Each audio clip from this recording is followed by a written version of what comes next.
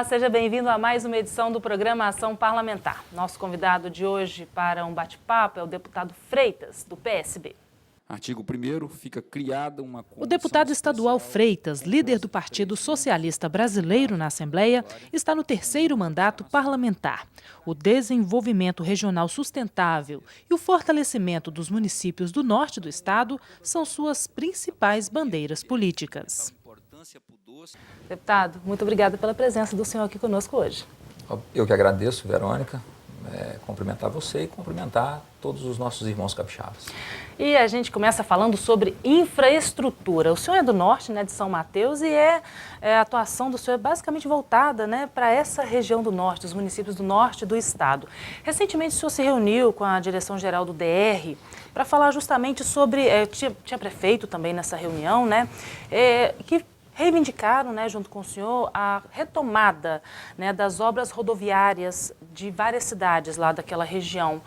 Quais obras são essas, deputado? É verdade, Verônica, nós pedimos uma agenda para o diretor do DR, o Ralph, no sentido de que pudéssemos, eu e os prefeitos representantes do Prodinorte, que é um consórcio de municípios da nossa região, que esse consórcio tem o objetivo de um desenvolvimento integrado e sustentável de toda a região, dentro do polo de São Mateus, e algumas dessas obras estão continuam no governo Paulo Artung, e algumas obras estão paralisadas. Então, no intuito e na preocupação de que a gente não tenha prejuízo para o capixaba do norte, não tenha um prejuízo para o desenvolvimento econômico, o desenvolvimento sustentável. A gente sabe que a grande maior parte dos municípios do norte, eles têm a base econômica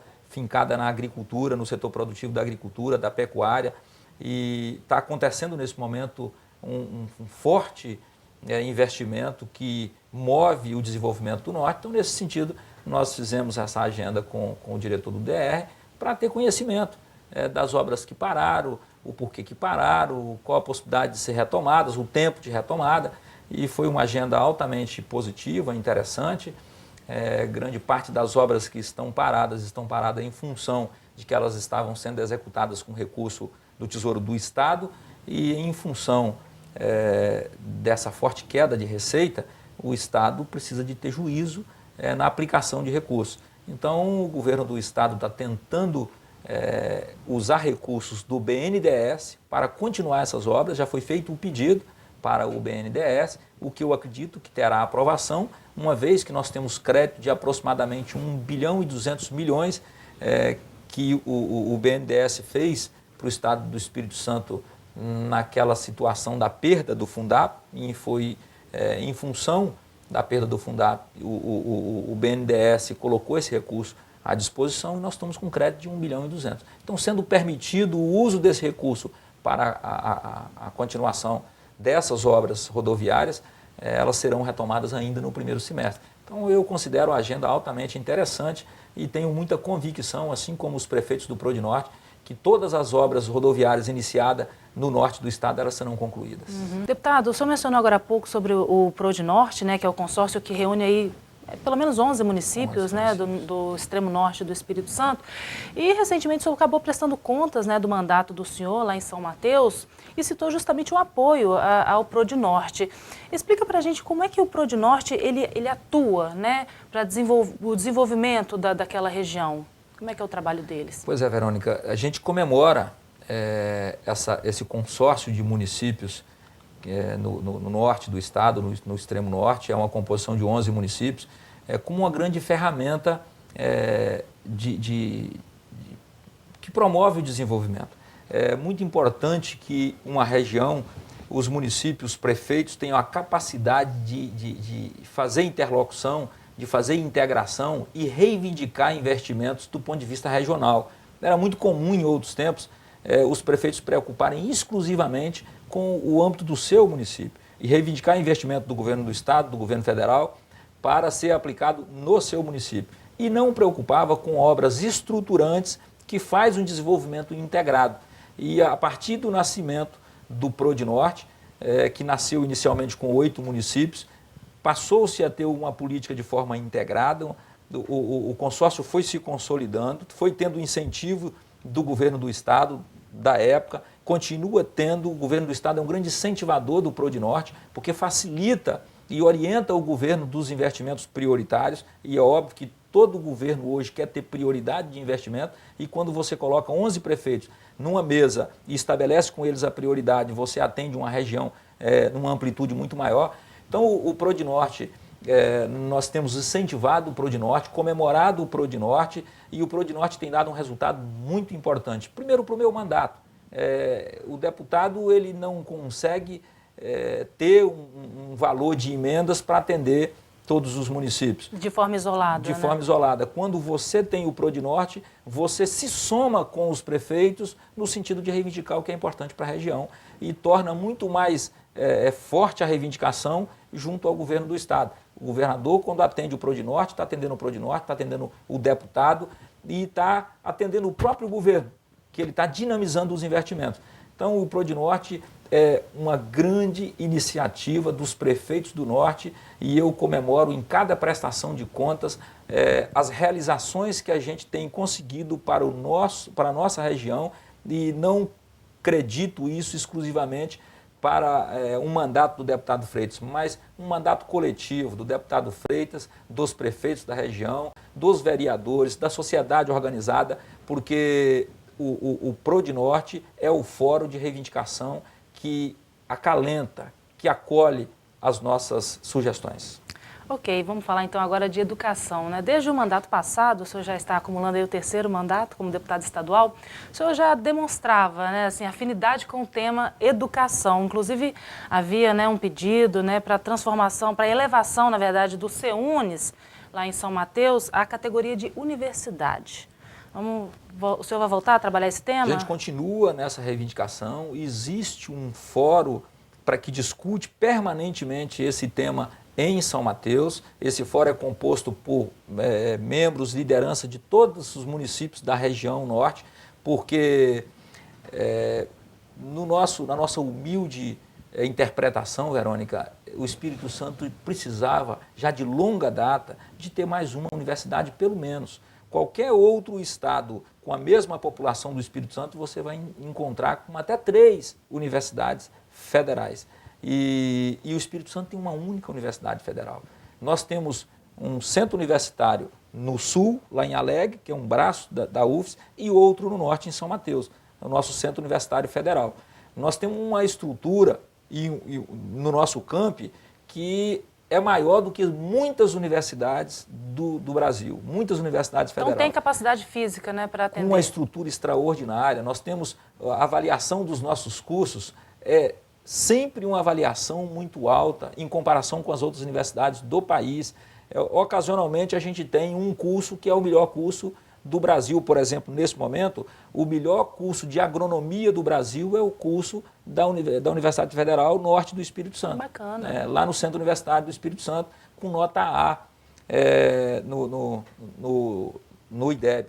Então, nós temos que lutar, e é essa luta que a gente vem fazendo de longa data para dar autonomia financeira e autonomia de gestão ao centro universitário e transformar na UFENES, na Universidade Federal do Norte do Estado do Espírito Santo. Essa é a nossa luta. Ok, aproveitar que a gente está falando de educação, deputado, para poder a gente encerrar esse primeiro bloco, gostaria de falar sobre o projeto, né, do Executivo que prevê a escola em tempo integral, né, aqui no Espírito Santo, Escola Viva. Como é que o senhor avalia esse projeto da forma como ele foi elaborado? O projeto em si, de escola de tempo integral, eu preciso avaliar como muito positivo. Não tenho dúvida, e nenhum membro da sociedade tem dúvida, de que a escola de tempo integral, ou seja, o aluno ficando 8 horas por dia na escola de quinta a sexta, esse aluno ele tem uma capacidade de aprender muito mais, ele tem uma oferta de conteúdo muito maior. O que está sendo questionado e muito discutido no plenário da Assembleia Legislativa nesse tempo são as regras, os critérios estabelecidos embrionários no projeto Escola Viva. Primeiro, começou a tramitar em fevereiro, com o objetivo de já começar a funcionar em agosto. Estava em regime de urgência, né? No meio de um ano letivo. Então, isso foi questionado. Depois, nós fomos demandados na Assembleia Legislativa pelos alunos e pelos professores da primeira escola identificada para ser colocado e implantada a Escola Viva, que foi a Escola Estadual de Nova Rosa de Colares, na Serra. Então, apareceu na Assembleia, assim, surpreendentemente, na votação do pedido de urgência da tramitação do projeto, quase que a totalidade dos alunos lá de Nova Rosa de Colares, mas os professores. E o que eles sugeriram é que alguns critérios, por exemplo, a escola de tempo integral, ela não vai funcionar com o mesmo número de alunos que funciona a escola normal. Então, se lá em Nova Rosa de Colares tem 1.200 alunos, naquela escola, quando implanta a Escola Viva, passa a funcionar com 600 alunos. Então, para onde vai os outros alunos? Vai ter a mesma base, a mesma estrutura na outra escola?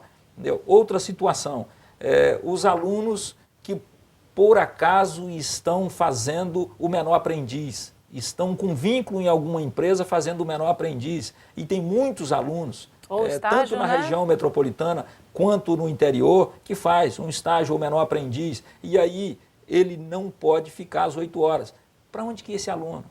Não vai dar um transtorno muito grande na vida desse aluno, na vida dos pais desse aluno? Da mesma forma, o professor que tem um vínculo no Estado e um vínculo no município, ou um vínculo no Estado e um vínculo na escola particular, na escola privada, como que fica a vida desse professor a partir da implantação da Escola Viva nessa escola, nessa unidade? Então, são questionamentos que a sociedade trouxe para a discussão dentro da Assembleia, e que a Assembleia ela é uma caixa de ressonância da sociedade, e que a gente precisa dar atenção a essa demanda que vem da sociedade, e única e exclusivamente o que está acontecendo nesse momento é discussão para que esses critérios sejam todos dirimidos, e por isso talvez um grande número de emendas parlamentares no projeto, mas eu tenho convicção de que será implementada a escola de tempo integral em todas as regiões do estado do Espírito Santo, e que nós vamos passar a ter um aproveitamento muito mais forte com os nossos alunos.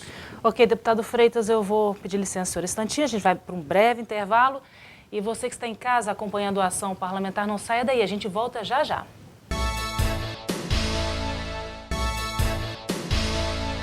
De volta com programação parlamentar, hoje entrevistando o deputado Freitas.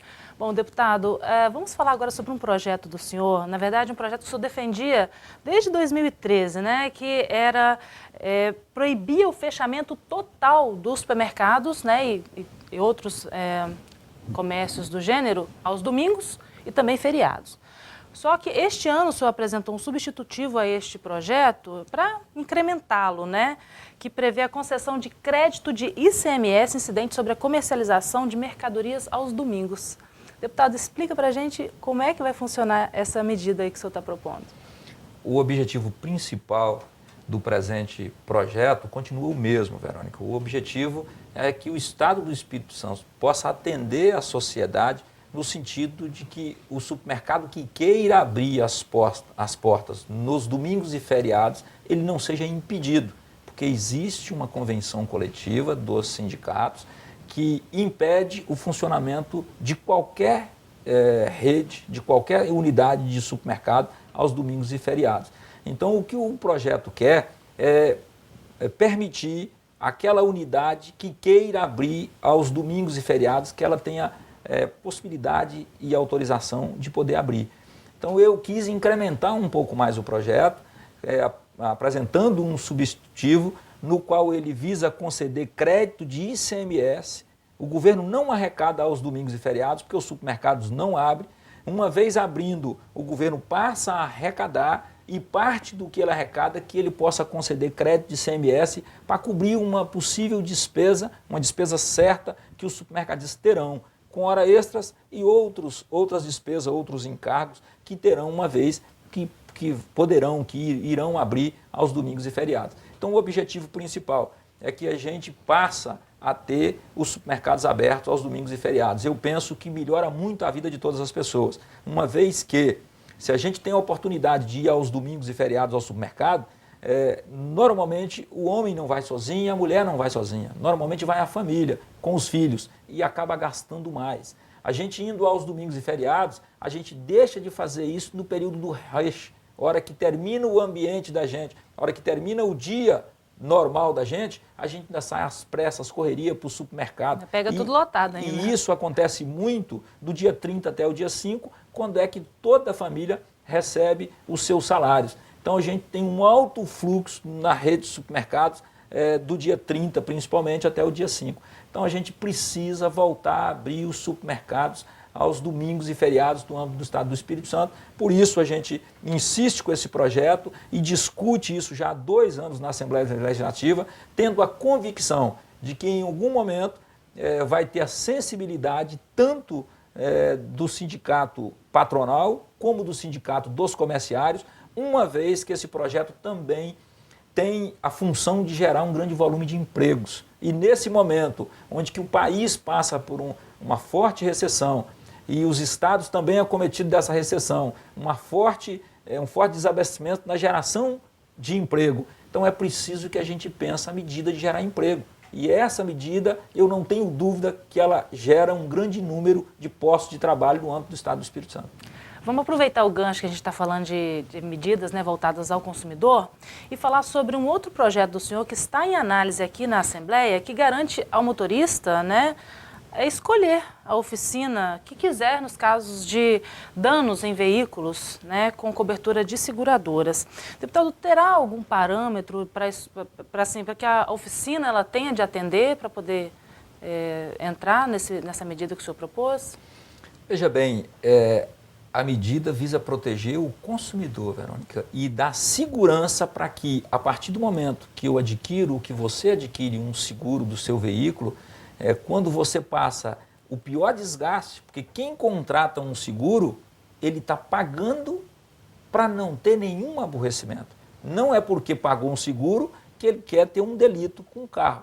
Mas uma vez tendo, aí vem um grande desprazer, vem uma adversidade. E nessa adversidade você aciona a seguradora manda um guincho buscar o seu carro e leva para onde quer.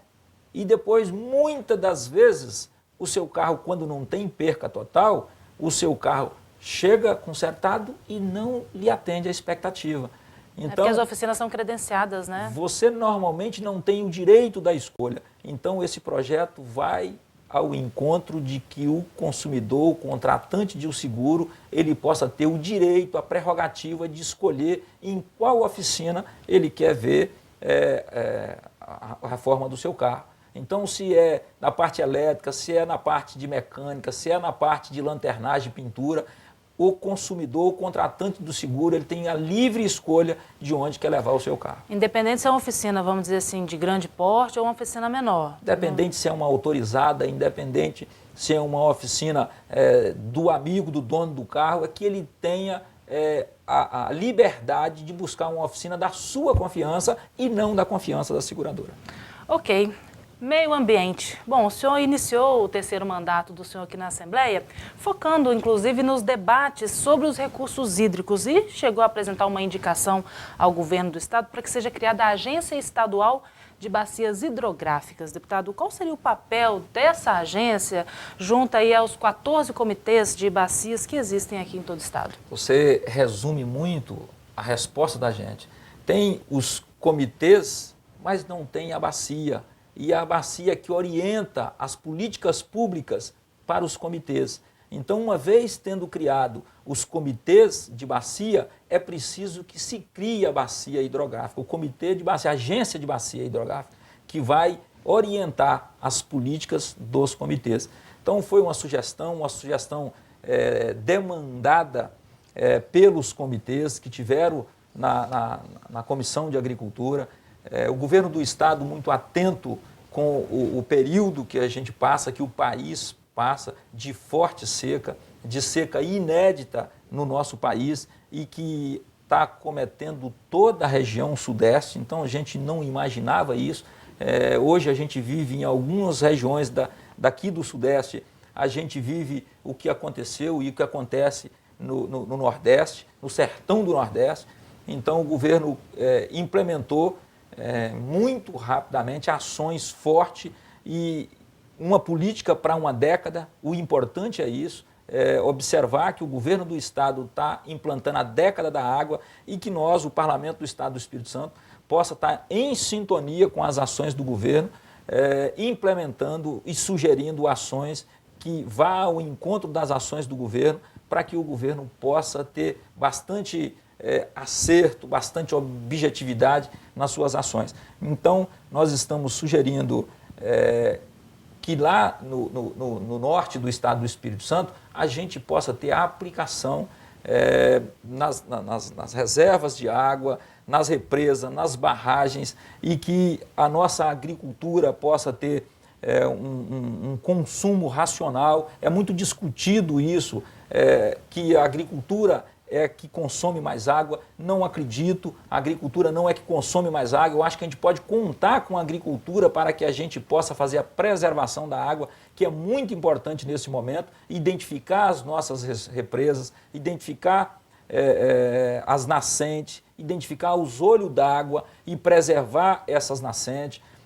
Se não preservarmos a nascente, nós não vamos produzir água. Se não produzir água, você não adianta fazer investimento em barragem. Então, o principal investimento tem que ser na produção de água. E aí vem as nascentes, vem o olho d'água, aí vem as zonas de recargas. Zona de recarga normalmente são as cabeceiras, que se elas não tiverem reflorestada, ainda não alimenta a nascente. Então, assim, tem uma grande política de recursos hídricos que precisa ser implementada, e nós sugerimos também a implantação de uma frente parlamentar em defesa dos recursos hídricos, em defesa dos recursos energéticos, e preocupado com as mudanças climáticas. Eu quero, enquanto parlamentar, contribuir com o governo do estado para que a nossa região possa ter os benefícios dessas ações do governo para combater a carência dos recursos hídricos. Então, a indicação já foi enviada, né, ao governo.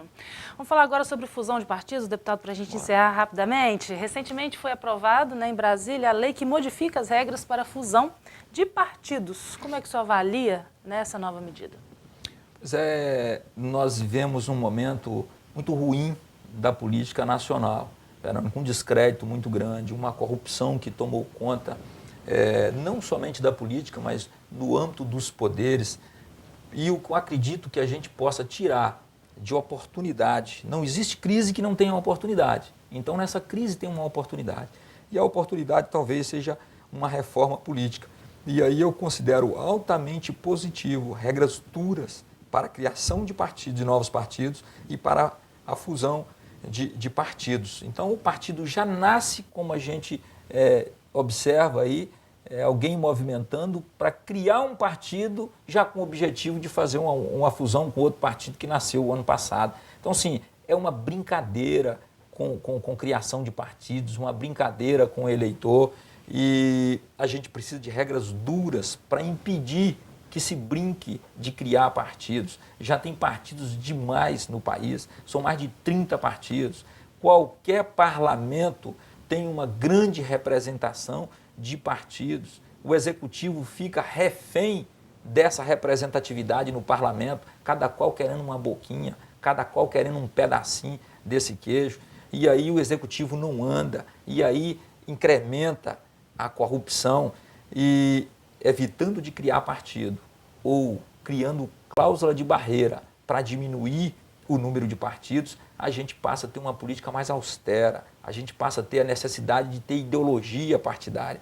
Então, eu sou completamente favorável à cláusula de barreira, a regras duras para evitar a criação, e o PSB, o Partido Socialista Brasileiro, do qual eu pertenço, do qual eu sou líder nessa casa, nós demos agora um passo importante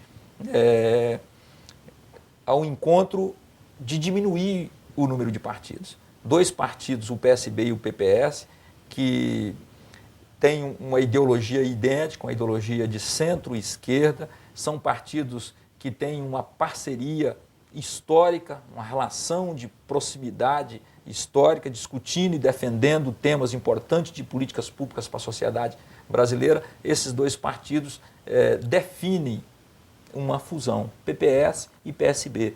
Isso, por si só, é uma grande sinalização que nós estamos em sintonia com o que pede as mobilizações, a manifestação do povo brasileiro. Outra coisa que é importante dizer aqui para os telespectadores e para a sociedade de um modo geral é que é preciso reivindicar na reforma política o voto distrital, Verônica. Todo eleitor se pergunta por que o mais votado não é eleito, por que as regiões não têm representatividade. É tão importante que as regiões passem a ter representatividade, todas elas. Eu sou lá do Norte e o Norte ficou um período muito longo sem ter um parlamentar representando o Norte nesta casa.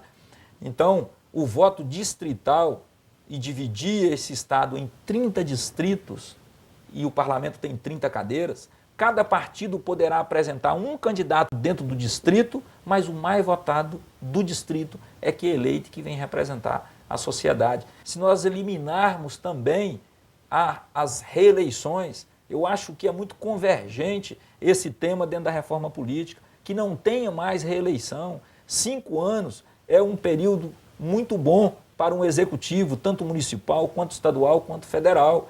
E o executivo, eu não tenho dúvida que é o ente público de mandato eletivo que mais trabalha. É muito intenso o mandato do executivo, é quase que dioturnamente. Então 5 anos é um período muito grande, entendeu? E não tem necessidade de reeleição. Então acaba com reeleição, isso